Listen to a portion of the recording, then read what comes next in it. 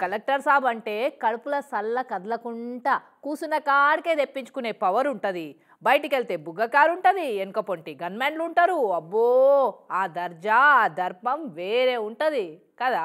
Collector sir వస్తే ఆయన దగ్గరికి ఓనియర్ పోలీసు వాళ్ళు కూడా. కానీ ఈ ఖమ్మం కలెక్టర్ ముజామిల్ ఖాన్ సారు అట్లా లేడుల్లా. ఎంత సింపుల్ ఉండో చూడురి.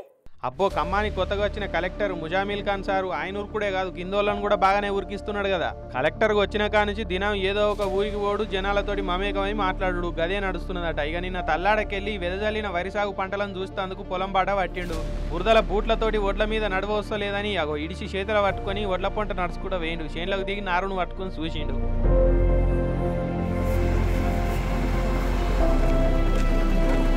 అటెంక పొలం కానే కింద కూర్చొని రైతులు వ్యవసాయ శాఖ ఆఫీసర్లతో ముచ్చట పెట్టిండు. ఎటువంటి పంటలు వేయాలి, ఏమేమి జాగ్రత్తలు తీసుకోవాలి, ఎట్లెట్లా ఏం కథ అన్నది సార్కున్న అనుభవంతో ఆయన ఇంత చెప్పిండు.